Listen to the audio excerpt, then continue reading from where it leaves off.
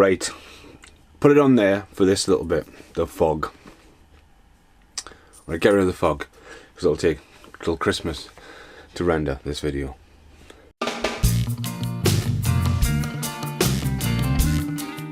Hello, I'm Steve Mason and welcome to the review of the fog. Now, before I mess up all the lights and break everything very professionally. The fog, what was always, when you think of the fog, you think of green, John Carpenter green. It's not green really, is it? The new one's blue. The new one's blue anyway. Did you think I was talking about the original fog? I'm not. I'm talking about this fog. Watched it the other night. Had it for years. Now there'll be an outtake with the VHS, the DVD, the brand new 4K. Didn't pick it up on Blu-ray. I love the music to it. I recently got the vinyl. And I love it. I love it how it almost tells a story. It's a brilliant score. That's one thing straight away that was missing from this movie. The score. I don't think the score was impactful enough. That really does glow a little bit. So anyway, the story of the fog in general is it's on the 21st of April. Or is it the 23rd of April? It's the 21st of April. Basically, it's a bit of an espionage. It's a bit of a ghost from the past, no pun intended. Take roots to a small town. And the past comes back to haunt you. It's pretty much where the origin of the story comes from. Now, originally John Carpenter developed this, and something to live with, and just, you know, back then using fog and stuff, practical effects and storytelling, and Rob Bottin's there as well. You know, John Carpenter's even in the original. Jamie Lee Curtis is in it, playing a completely different character to she does in Halloween. And it's, you know, it's a good movie. It's, you know, it's, the music's brilliant. It's not as gory as it, you know, it's like dark secret to the past. Now, recently a lot of remakes have come along, and you look at Tim Burton's Planet of the Apes, and you look at films like Psycho, when it was a shot for shot the same thing, or you had, you know, Tim Burton, where Tim Burton just goes Tim Burton on it, and even like Big Trouble in Little China might get made. But then you get stuff like Jumanji comes along, the continuation. So you get all these films coming along there, and Cherish Ground, The Nightmare Before Christmas, that's a remake, Nightmare on Elm Street. A lot of things are getting recycled and redone. But in the early 2000s, there was, John Carpenter came under a lot of fire, because Assault on Precinct 13 was also remade. And see, remakes weren't really frowned upon there. Oh, I can't remake on that, you know, it's like revisited, and that's what this is. It's a revisit. Now, the special effects, CGI, okay, looks okay. It's great when they use dried ice. That's brilliant. Selma Blair's amazing in this. They use that same character. They borrowed Superman and Maggie Grace from Lost, flow them in on weekends. So, you know, they filmed it on weekends around an island, Vancouver. The lighthouse was better than the original fog by far. They completely changed the backstory. It looks amazing when the ship appears. And you see all the silhouettes of the lepers, which is another side of the backstory they bring in. It's Boris from Snatch, Blake, which was, you know, quite a good reveal. Got a few little jump scares, especially when he's frozen and his eyes pop open. Now, I recently watched, as I said, The Fog quite a lot, and I also listened to John Carpenter's commentary, and Rupert Wainwright, who directed this, I think has done a good job. It's produced by Deborah Hill and John Carpenter. The Killer Dog, which I'm not a fan of. There's a lot of stuff re-added from the original. Theatrical? What is a word for you, Stephen? First thing in the morning. Wow, where's my coffee? 2 seconds. No, there was a lot going on. There's a lot more. It's like, here's the outline of the story. The lead guy's called Nick Castle. Nick Castle. You mean the guy who played Michael Myers in the original Halloween? Okay, yeah. You can see there's a lot of tongue and joke cheeks in there somewhere. In there. What's gone? Where's me? Frogs on here somewhere. Anyway, yeah, it was a good story, and I think what they've just done is expanded it, you know, packed a lot in. It does have a complete what the fuck really ending. I mean, I'm like, it's like, that's, to me, Is a bit. You want some for green? No. I'm not trying to spoil it, but it's like when she finds a book, and you see the camera, and she's got the camera, and she sees it all happening, and then for some reason she walks the fucking the plank like she's in Hook all of a sudden. Fights with the seaweed, which she did all her own stunts was. So did Selma Blair in the car and all that. But you know, you do that, and then she's like finds this magic book, and I'm like, wow. You know. But no, watching it, I enjoyed it. Except for the ending, I enjoyed it. I thought it's well filmed. Dane comes up there, all the fucking screens, shits and that, and you know, it brings in them like the modern technology and stuff like that.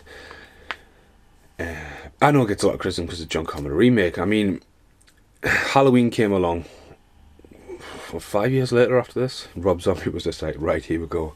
Take Halloween, take Texas Chainsaw Massacre, drop some acid, and we get a grounded film that is absolutely brutal, and you know. But The Fog was sort of like not bad.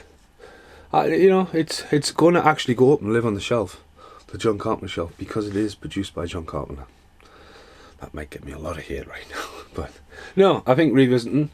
I think the director, you know, there's some fantastic shots, proper shining shots where it's all high and following cars and stuff like that. They really utilised the bay, even though like, see for example, you rant around. John Carpenter went up and down the fucking coast to find the right fucking lighthouse, you know, epic fucking walk. Yes, it was a nightmare to get there, but look at the thing. They went up in the fucking middle of fucking Antarctica, wherever they went, and fucking built a set, and then had to go up and down every day. No, in this film it's just like, right, we'll put a lighthouse there. It's a nice shot. We'll put a base of a lighthouse, and then we'll put the rest in with CGI. You know, it's just like, that's where you've got to really respect Carpenter. You know, let's make a film about fog and ghosts in the fog and Blake. You know, and this is just takes it. But it's filmed at sea as well. Did the guy not fucking watch the documentary about Jaws? You don't film at sea. You know, but yeah. It's a rant. For review at random. My notes for Escape Plan are still there. I started some notes for this, but no. It's see, went blue. And The Fog, and the makers of Halloween. Excusing, wow. Quite a heavy DVD. See, it's even got a booklet, not a flip cover. Oh, the makers of Halloween, they've slapped that everywhere, haven't they? Jesus. Oh, expand your film collection with Sony's back catalogue. Win 20 fantastic films. Name, mobile, email, date of birth. Which of these do you watch on DVD? Oh, now, what do you watch DVDs on? PlayStation 2, Xbox, PCs, DVD, ROM drive?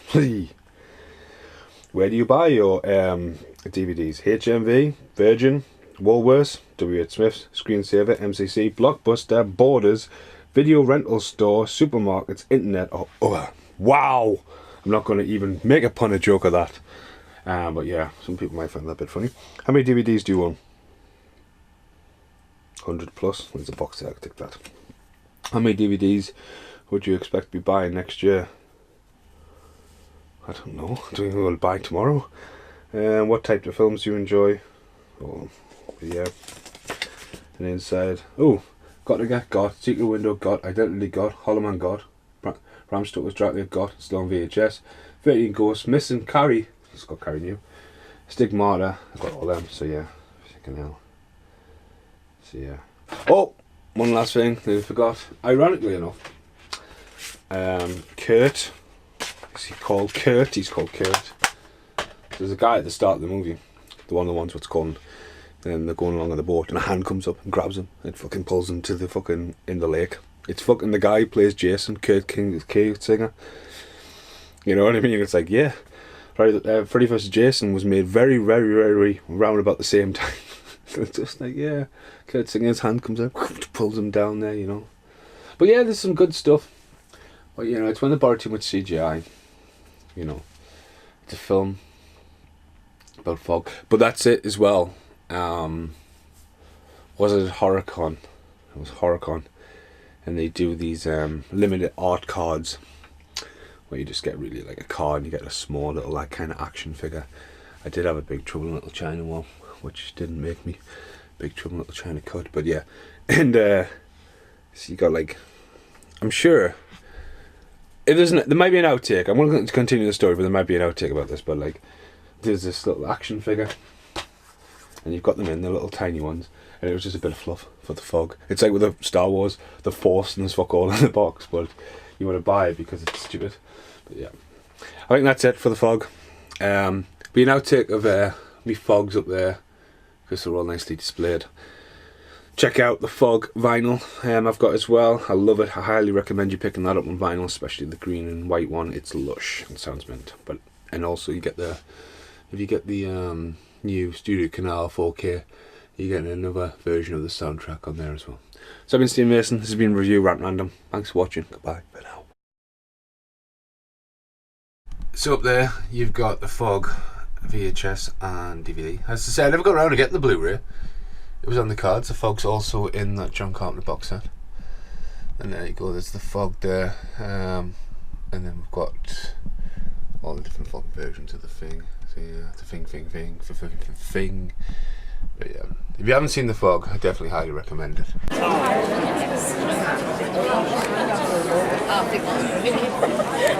An action figure of Fog. Just a quick outtake for the Fog video. I've just picked up a few poundies.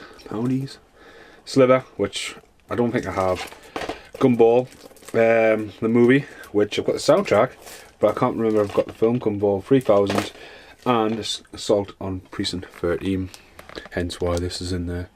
I'm sure I have that as well, but it's got it in commentary on by the director as well, so Jane Francis Rickett, Ja Rule, Mirabello.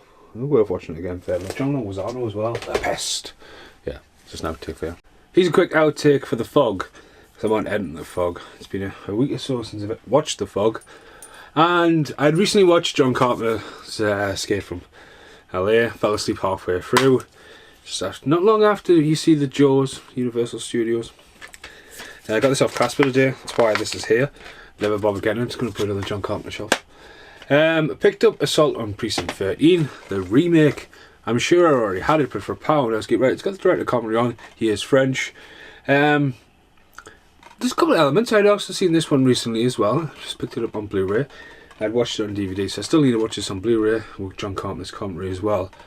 But as they say on the film as well, there's a couple of homages in it. There's no like driving by and fucking killing people and police, fucking ice cream vans and kids in the drive-by. It's fake snow and Lawrence Fishburne. Big cast in that. But as they say in it, it's almost like a remake of Rio Bravo. Rio Bravo's a remake of that. And that's where they got a lot more inspiration for that. So just a random outtake for the Fog, really. Got other stuff to film, so thanks for watching. Goodbye.